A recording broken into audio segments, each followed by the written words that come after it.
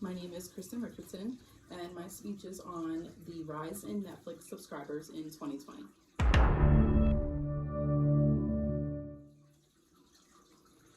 That animated logo and audio has now become just as well recognized as MGM's Lion Roar and Pixar's Bouncing Lamp.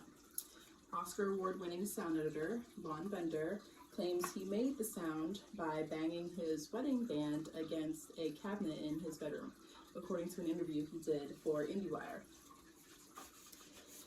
Now, firstly, Netflix saw a significant increase in their subscribers in 2020.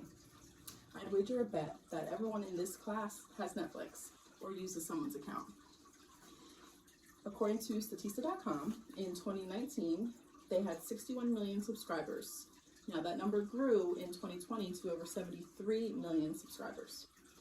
There is no doubt that the pandemic and COVID-19 had a lot to do with that. We are home, we're working from home, we're learning from home, we have stay-at-home orders. It's a safe activity that we can all engage in that we enjoy.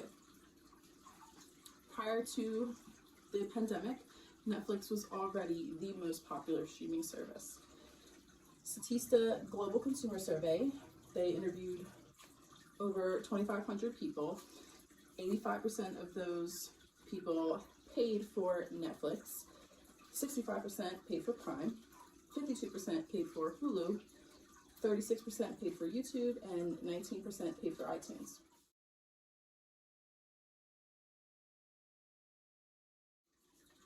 Now, Vox.com did a survey, and they found that over 8 million Netflix users admit they don't pay for Netflix.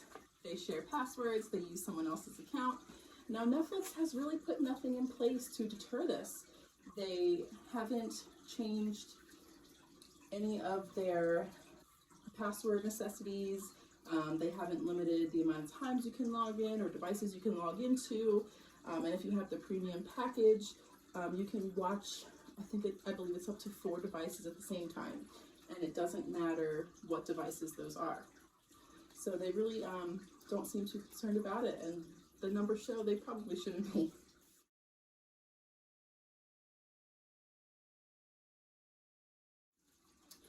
Next, I would like to take a step back and talk about how this company got started.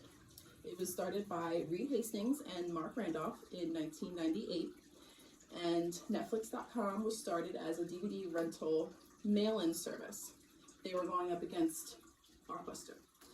And unlike Blockbuster, you did not have to go to a store, you didn't have to worry about driving all the way there and them not having the movie on the shelf.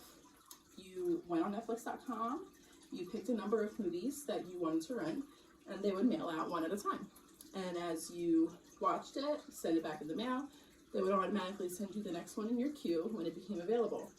There was no late fees. If it took you 2 days to watch the movie, fine.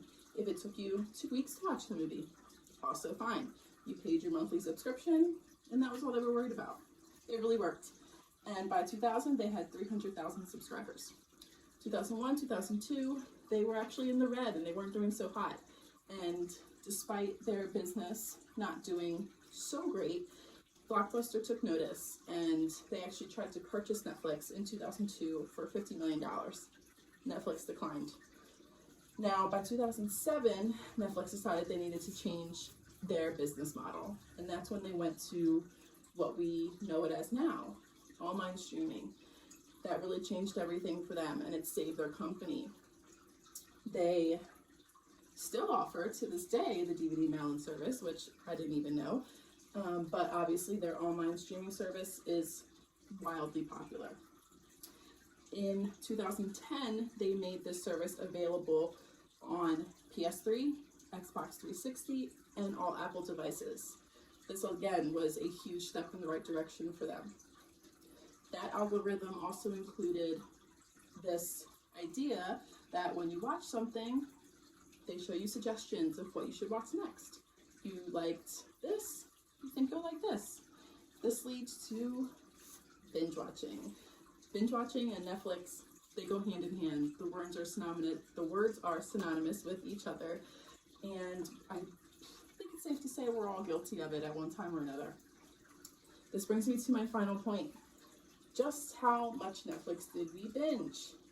Now, according to PC Mag, the average user in 2020 is watching 3.2 hours of Netflix at a time.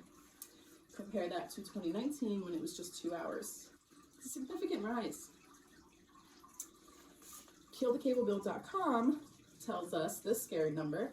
Americans are watching 203,840,000 hours of Netflix a day. That's in 2020.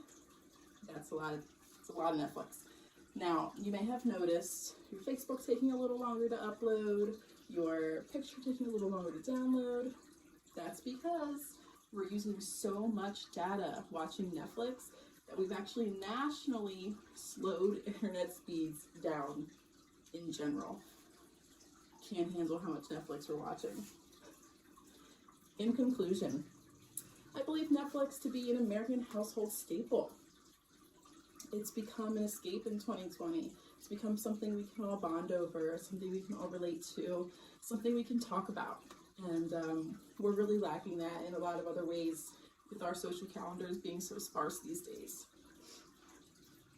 Now, despite a shaky economy and Netflix raising prices, which Variety.com tells us that they raised their price $1 for their base plan from $12.99 to $13.99 to their premium plan rising $2 from $15.99 to $17.99 in 2020.